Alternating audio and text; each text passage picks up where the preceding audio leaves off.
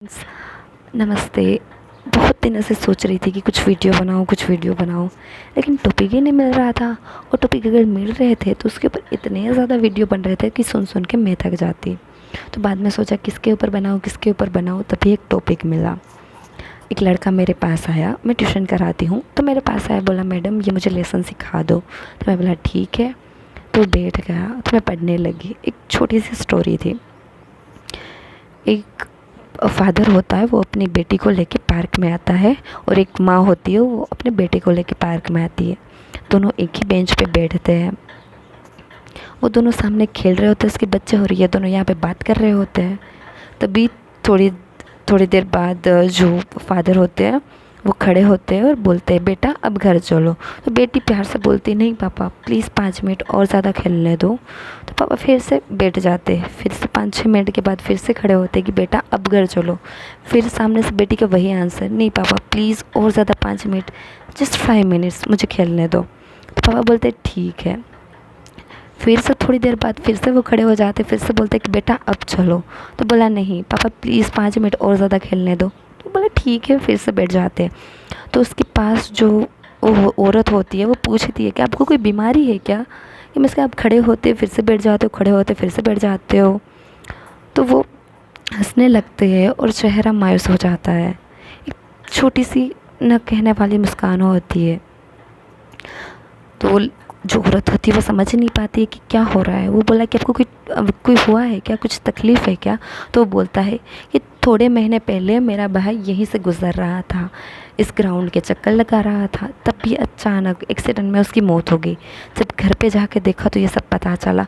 तब मैं बहुत रोया, बहुत ज़्यादा अफसोस हुआ कि काश मुझे 5 मिनट मिल जाते अपने भाई के साथ, मैं और ज़्यादा टाइम स्पेंड करता। और बहुत कुछ बताना था, लेकिन तब मेरा भाई नहीं था। हमें भी ऐसे ही है ना, कि जब हमारे पास हमारी फैमिली होती है तब हम हमेशा उससे दूर भागने की ट्राई करते हैं कि नहीं। जब मम्मा बोलती है कि बेटा रुक जा, तब हम क्या करते हैं, नहीं मम्मा मुझे फ्रेंड्स के पास जाना है, मुझे ये करना है वो करना है। मम्मा के लिए कुछ टाइम नहीं। जब छोटे होता है ना तब भी मम्मा के लिए टाइम होता है। जब बड़े हो जाते हैं तब माँ और पापा कहीं दूर रह जाते हैं और हम हमारी दुनिया में अकेले खो जाते हैं।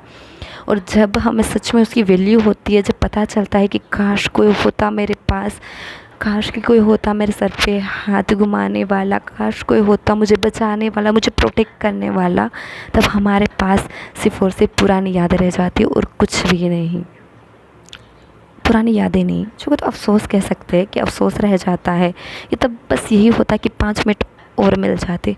जब एक फ़ौजी बॉर्डर पे लड़ने जाता है ना, तब सामने से फायरिंग हो रहा होता है, तो उसे क्या दिखाई देता है। आपको क्या लगता है कि उसको मातृभूमि दिखाई देगी? नहीं, उसको अपनी बीवी दिखाई देती है, अपनी माँ दिखाई देती है और अपने बच्चे दिखाई देते हैं। तब यही होता है कि काश और 5 मिनट मैं अपनी वाइफ के साथ बिताता, काश उसका चेहरा एक बार देख लेता।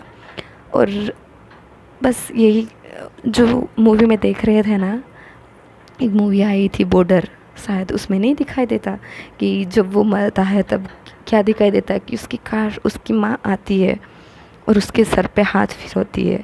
तब बस लास्ट में बस वो अफ़सोस रह जाता है कि काश बस माँ के साथ कुछ और वक्त बिताने को मिलता। हम तो अभी भी ज़िंदा है ना, कोरोना की वजह से कितना टाइम मिलता है हम सबको फैमिली के साथ बिताने को, लेकिन हम क्या करते हैं, नहीं, हम वो बोलते हैं ना बस अपनी दुनिया में मस्त रहते हैं। लेकिन जब आपको सच में पता चलेगा कि मेरे पास टाइम है ही नहीं, अगर कोई बोलेगा कि आपके पास 2 महीना है ना, तब हर एक मिनट क्या हर एक सेकंड की आपको वैल्यू होगी। तब लगेगा कि मैं ये कर लूँ, मैं वो कर लूँ, लेकिन नहीं, तब सिर्फ सोचने में ही आपका टाइम बीत जाएगा। इसलिए अभी आपको बोलती हूँ कि आपके पास जो भी हो, आपकी फैमिली हो, आपके फ्रेंड्स हो, उसके साथ ढेर सारा टाइम बिताओ, उसके ढेर सारा प्यार करो। लेकिन जब ये टाइम चला जाएगा ना, तब सिर्फ और सिर्फ रह जाएगा अफसोस। Thank you friends.